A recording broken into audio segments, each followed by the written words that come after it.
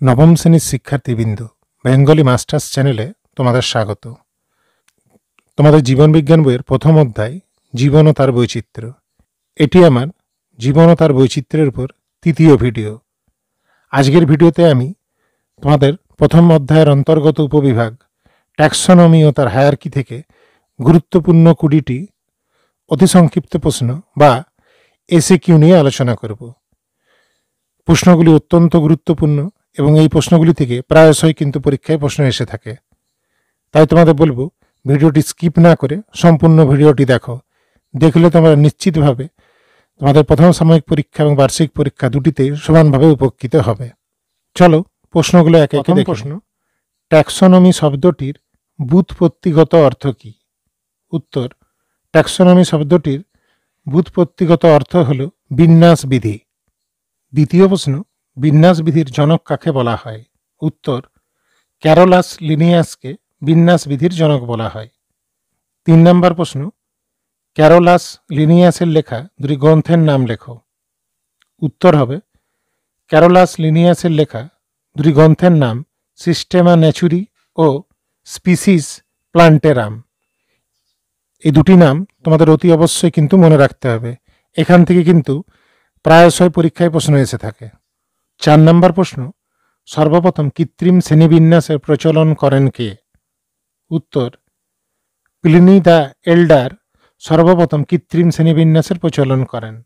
5 নম্বর: Theophrastus রচিত উদ্ভিদের শ্রেণীবিন্যাস সম্পর্কিত পুস্তকটির নাম কি?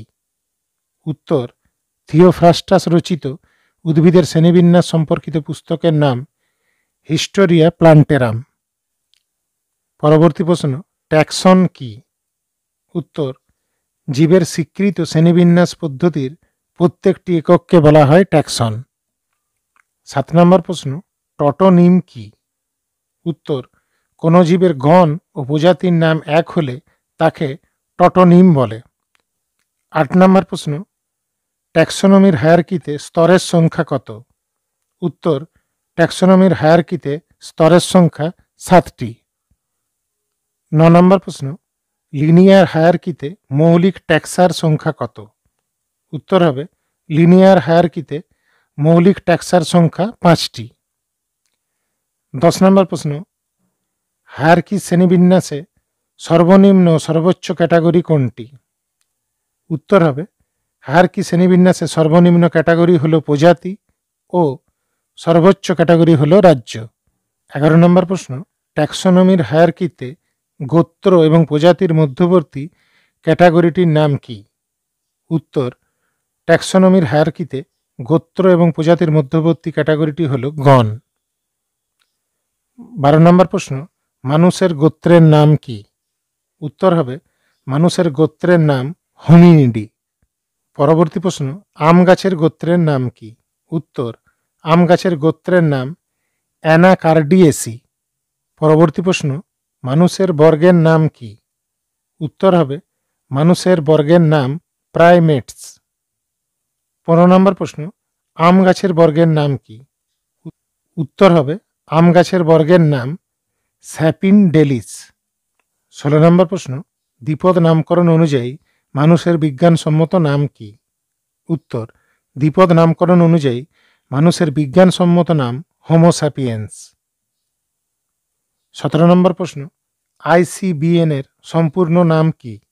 উত্তর: ICBN এর সম্পূর্ণ নাম international codes of botanical nomenclature. পরবর্তী প্রশ্ন: ICZN এর সম্পূর্ণ নাম কি? উত্তর হবে: ICZN এর সম্পূর্ণ নাম international codes of zoological nomenclature. 19 নম্বর প্রশ্ন: আম গাছের বিজ্ঞানসম্মত নাম কি?